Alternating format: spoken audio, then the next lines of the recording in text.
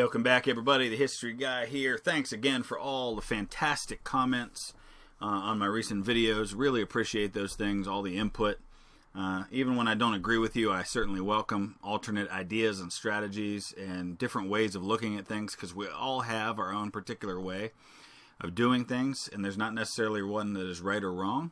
But as I've mentioned in previous videos, one thing that is definitely evident is that with the recent updates to this game, it definitely makes sense to be more aggressive on the battlefield and look for opportunities to inflict maximum casualties on the enemy, while in the process trying to preserve as much of your army as possible. So it's not necessarily the best idea to just throw yourself headlong into the enemy, but if you see opportunities, rather than hold back and preserve your forces, sometimes it pays long-term to attack. That's the difference between what you would call a tactical victory and a strategic victory. And case in point would be the historical Battle of Prairie Grove, which is the battle I'm about to fight here. A lot of these battles, you will call them a tactical stalemate, for example. And all that means is that, like Prairie Grove, tactically it was a stalemate. That means on the battlefield itself, on December 7th, 1862, neither side really won a clear victory. Neither side was driven from the field and left the other in possession of particular ground or anything like that. But strategically, which is big picture, it was a Union victory, because it eventually it led to the Confederates pulling out of the region. It caused them to lose a lot of morale and a lot of conscripted troops that basically fled from the army at that point. And so big picture, strategically, it was a victory for the Union, even though on the battlefield itself, really not a lot. Kind of like the Battle of Antietam. Tactically, it was a draw. Neither side won a clear victory on the battlefield, but it caused Lee to withdraw from Maryland and end his invasion of the North, and so strategically it was a victory for the North. So in this particular fight, I get 12 brigades. I have 8 infantry, 1 of skirmishers. They're with the Whitworth, not the telescopic sights, but they're still kind of sharpshooters. 3 batteries of artillery, and of course my supplies. And I've brought in all 2-star units of artillery. I've got 2 sets of Napoleons and then some 24-pounders, and I'm hoping these 2 stars will inflict a lot of damage. And you're given a really nice position in this one, and this is one of those battles where honestly your goal is just to kind of hold the fort, basically. I mean, you don't have to do a whole lot except just hold the position that you're given, and it should be a fairly simple battle to win. So I'm going to set up my artillery kind of across the battlefield here. I'm going to put some on the flank right here. Get one on the flank out here, as well as the sharpshooters. I'm going to get them over here and try to get them out and around eventually. And there's really not a lot you have to do on this battle except just hold the position that you're given. Sometimes it's not a good idea to do that, and sometimes it is. And this is one of those battles where, honestly, holding the position is what makes sense.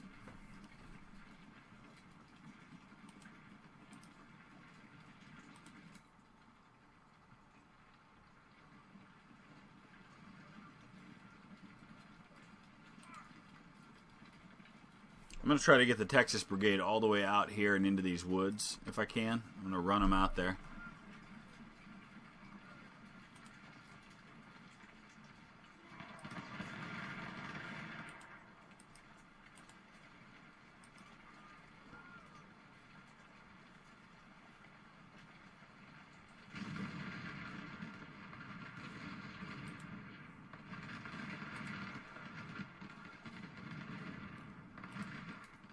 I'm going to go ahead and break off some skirmishers as well and just stick them all the way out here on the edge.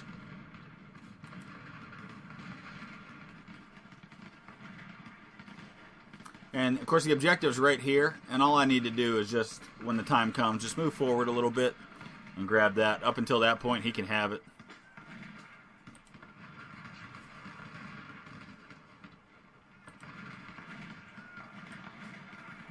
I'm going to push the Orphan Brigade out just a hair, both of these units actually. Give the Napoleons a little bit of an opening here.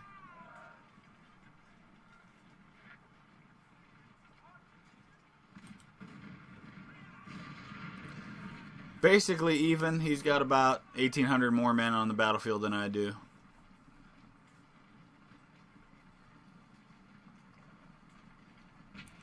You really going to charge at me with that cavalry? Are you crazy?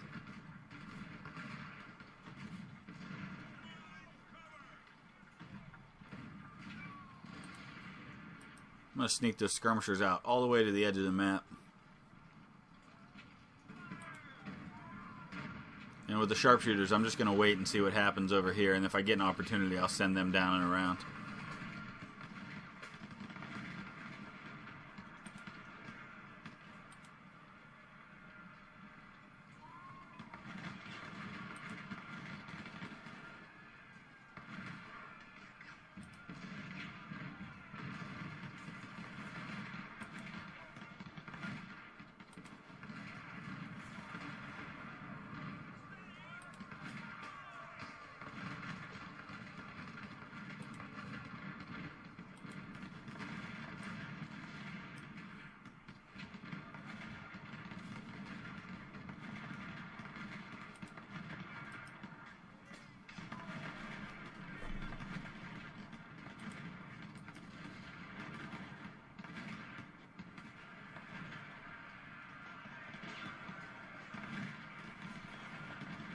Alright, here comes his attack.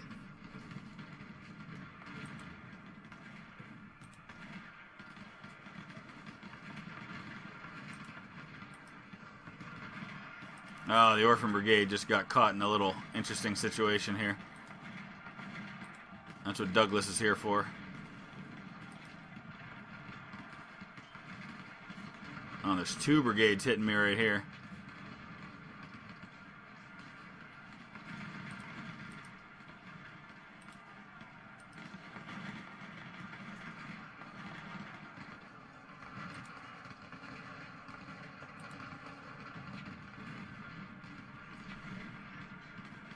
Alright, Nelson got routed in the center, and I don't have any reserve. So I've got to be a little cautious here. Hopefully these Napoleons can drive Salomon off while Nelson recovers. Whoa! Yeah, it looks like that did the trick. So being a little more aggressive is making things interesting for me here because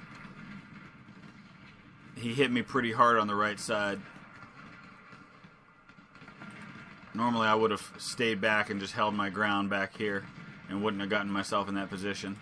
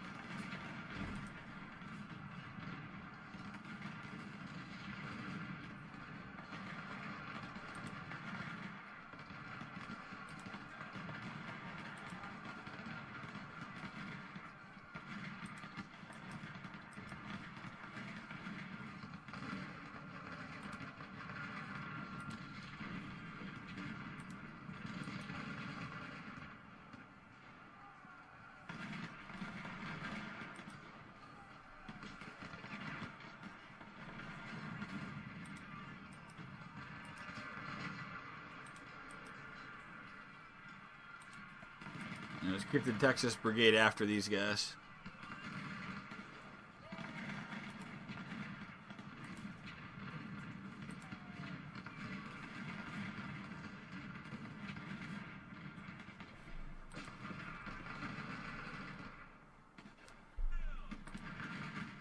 I don't want them sneaking up on my rear later.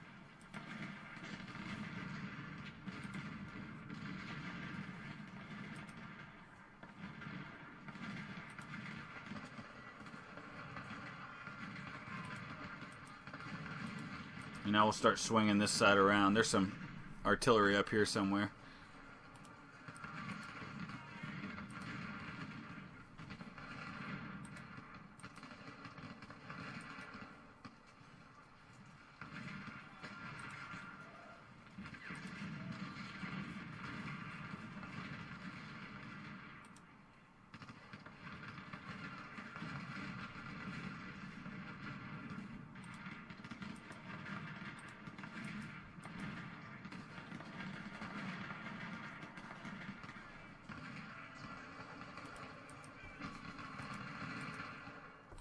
Alright, Stonewall, back up just till we cover your flank.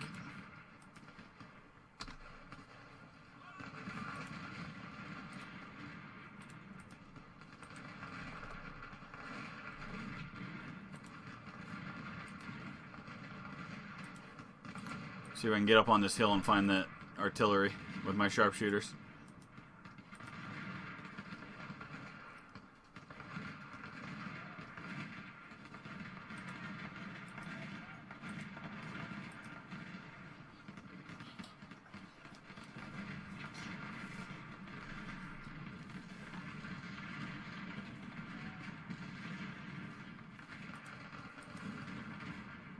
He must have pulled him back or something. I don't know why I can't see. There they are. Hello. Oh, there's a brigade back there too, along with 2 batteries of infantry, or 2 batteries of artillery.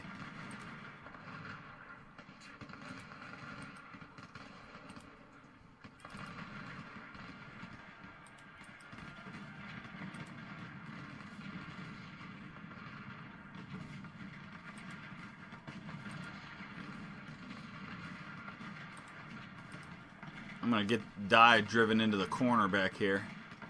I don't know if it's going to be enough to take him out, though.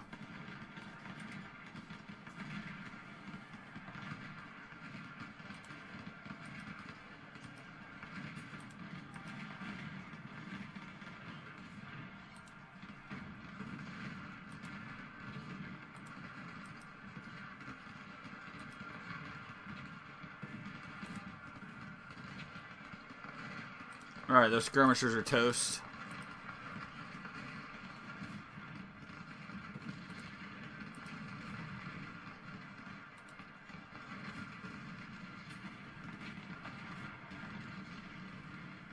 I don't know if this is one of those battles where it's going to let me keep fighting or if it'll just kind of end the battle as soon as I get to the end of the timer.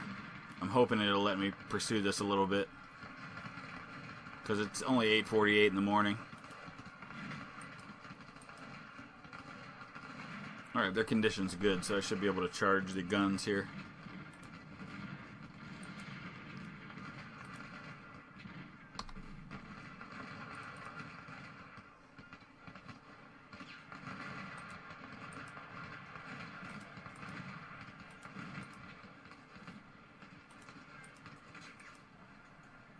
Alright, ammo's getting low with our artillery, so let's go ahead and start resupplying here.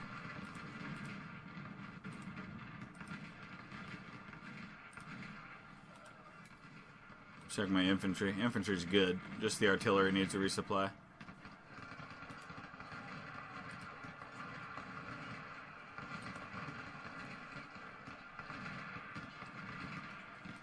How's the pursuit going here? Yep.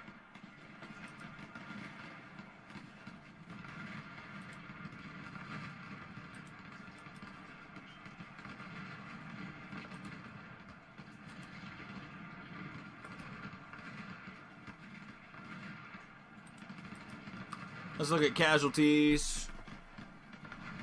6,000 for the Union, 2,000 for me. Louisiana Tigers got in there a little too deep.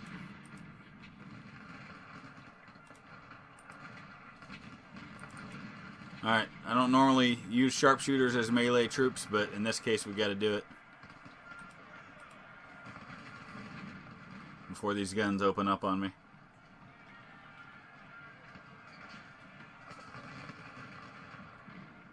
McKean's going to get driven off.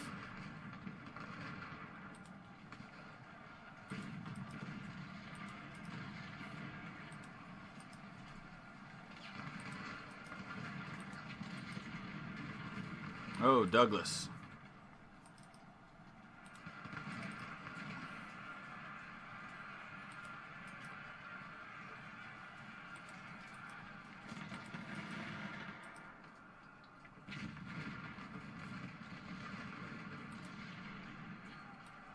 Yeah, probably time to pull these guys back.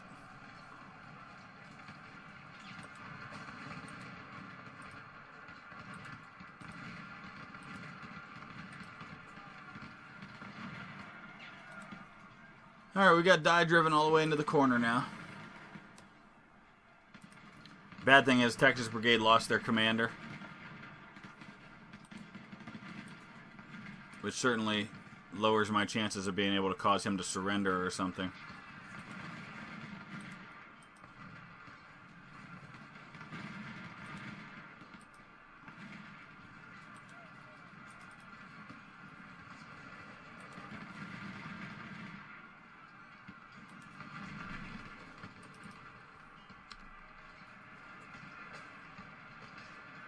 Come on, Nelson, let's finish that battery off. I'm going to pull these guys back across the river.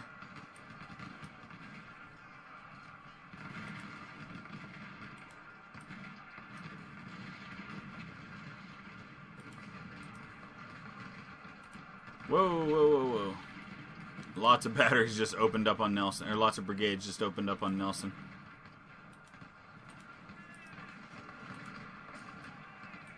Pull out of there. Pull out. Come on, back up. There we go. That helps. Alright, we've got Die in the corner. He can't go anywhere. And there's only 3 minutes left. I'm hoping it'll let me keep this going a little bit longer.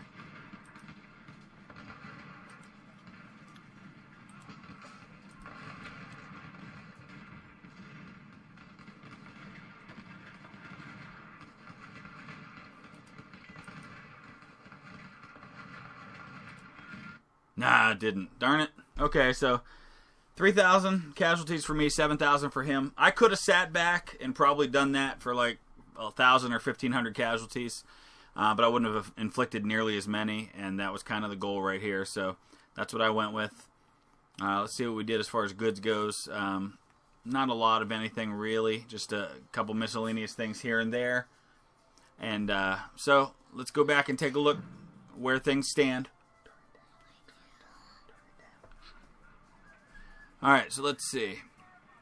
We're going into the Battle of Fredericksburg now, and he got 2,400 fresh recruits, so he actually did go down a little bit in his army number, and that's the force we're probably going to face at the Battle of Fredericksburg then. It's about 100,000. That's not a problem. I can handle that. Let me see what I've got. I've got about 18, 35, 45, 60,000 against his 100,000. I should be in good shape with that number. I think I can work with that, so let's see here. I think I'm going to need a lot of supplies here, so I'm going to go logistics again.